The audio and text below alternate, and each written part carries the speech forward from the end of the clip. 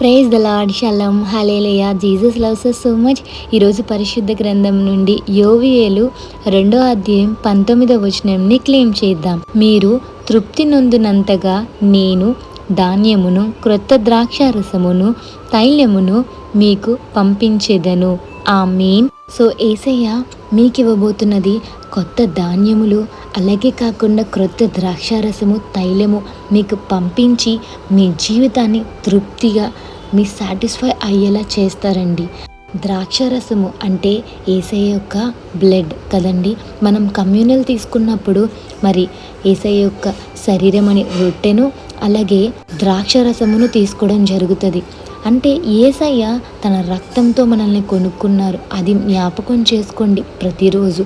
నూనెతో నా గిన్నె నిండి పొర్లుచున్నది అన్న స్వభావంలోకి దేవుడు తీసుకువెళ్తారు. సో యేసయ్య ఎలా అయినా మిమ్మల్ని సాటిస్ఫై చేయడానికే ట్రై చేస్తూ ఉంటారు.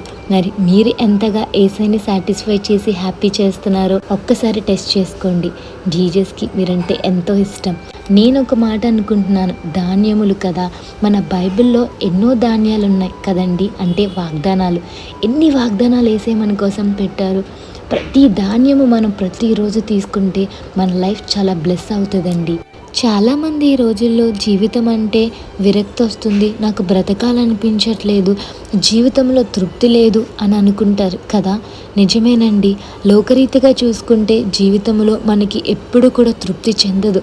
కానీ ఆత్మీయ జీవితంలో యేసయ్యతో మన బాండింగ్ చూసుకుంటే మన ఆత్మకి తృప్తి చెందుతుందండి. యేసయ్య సన్నిధానంలో ఉంటే తెలియని తృప్తి, ఆత్మకు తృప్తి యేసయ్యతో ఉన్నప్పుడేనండి. కీర్తనల గ్రంథం 16వ అధ్యాయం 11వ వచనం, నీ సన్నిధిలో సంపూర్ణ సంతోషం కలదు, నీ కుడి చేతిలో నిత్య సుఖము కలదు. నిజమే కదా. ఇంకొక మాట కూడా చెప్తానండి. కీర్తనలు 84వ అధ్యాయం 10వ వచనం, 1 day spent in your temple is better than 1,000 anywhere else. మీరు లోకరీతిగా ఎక్కడున్నా మీకు అంత తృప్తి రాదు. కానీ యేసయ్యతోని, యేసయ్య ప్రెజెన్స్లోనే ఉంటే ఎంత హ్యాపీ ఉంటుందో. లైఫ్కి ఒక సాటిస్ఫాక్షన్ అన్నది వస్తుందండి. మీ ఆత్మకి సాటిస్ఫాక్షన్ రావాలి అంటే యేసయ్యతో నడవండి, యేసయ్యతో గడపండి. మనకి ఇష్టమైనది మనం బాగా తింటున్నప్పుడు ఎప్పుడైతే తృప్తిగా తింటామో ఇంకా సాటిస్ఫాక్షన్గా అనిపించి ఇంక తినము కదండి.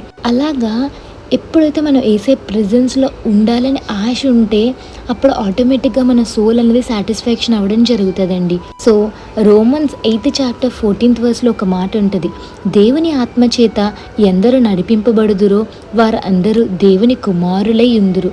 నిజమే కదా. మన ఆత్మ దేవుని చేత నడిపింపబడాలండి.